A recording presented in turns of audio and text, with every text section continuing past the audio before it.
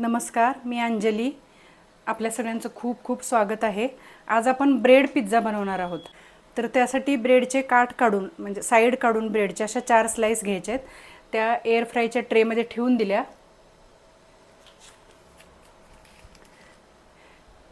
त्याच्यावरती आपण स्लाइस चीज आहे ते चीज पसरून घ्यायचं.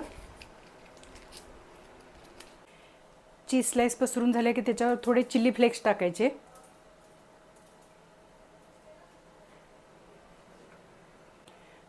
थोडे ओरिगॅनो घालायचे.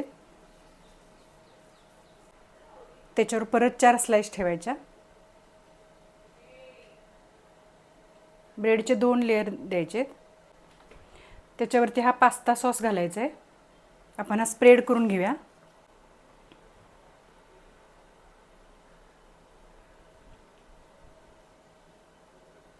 पास्ता सॉस पसरून झाला की त्याच्यावर हे मोझरेला चीज घालायचं.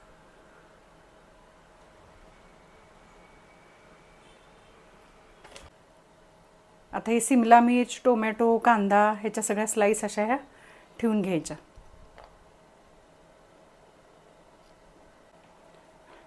थोडे स्वीट कॉर्न घालायचे.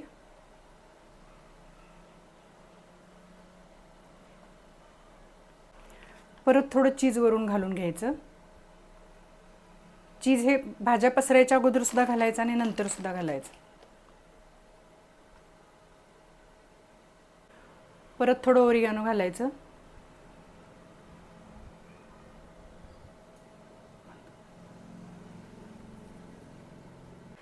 थोडी रेड चिली पावडर घातली. ही ऑप्शनल आहे, तुम्हाला आवडत असेल तर घाला. अगदी थोडी घालायची. अगदी 1 चिमूट वरून मीठ सुद्धा घालून घ्यायचं. जास्त घालायचं नाही, अगदी कमी. थोडी कोथिंबीर सुद्धा घालून घ्यायची. तुमच्या आवडीप्रमाणे हे पदार्थ वेगळे वेगळे तुम्ही चेंज पण करू शकता. आता आपण एअर फ्रायरला लावणार आहोत. 200 डिग्रीला अगदी 2 मिनिट प्री हीट करून घेतलेलं आहे. हे आता आपण एअर फ्रायरला ठेवून देऊया. प्री हीट करून घेतलेलं आहे आपण हे.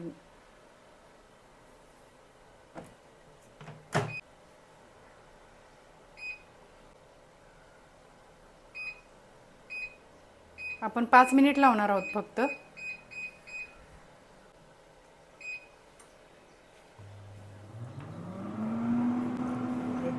आपण लाईट लावूया. हे आपण तव्यामध्ये ठेवून पण गॅसवर पण करू शकतो. तव्यावर सुद्धा छान होतं. एअर फ्रायर जर करायचं नसेल तुम्हाला एअर फ्रायरमध्ये तर तव्यावर सुद्धा खूप छान होतं. तर कमेंटमध्ये बऱ्याच वेळा विचारलं की तुमचा एअर फ्रायर कुठल्या कंपनीचा आहे म्हणून. तर हा हॅवेल्स कंपनीचा आहे आणि छान होतं. मी 2-3 वर्ष झालं वापरते. खूप छान आहे. OTG आणि एअर फ्रायर असं दोन्ही एकत्र आहे ह्याच्यामध्ये.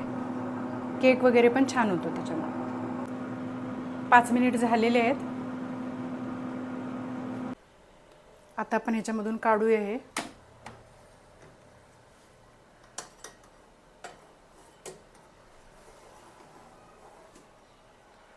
मस्त झालेलं आहे. एकदम क्रिस्पी झालं आहे. मस्त.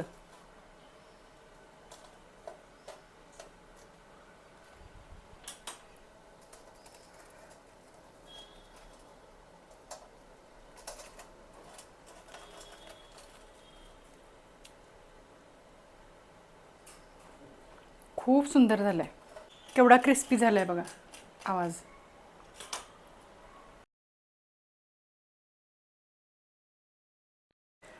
मस्त कुरकुरीत असा ब्रेड पिझ्झा तयार.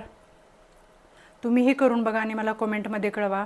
माझा हा व्हिडिओ तुम्हाला आवडला तर लाईक करा, सबस्क्राईब करा आणि शेअर करा. थँक्यू.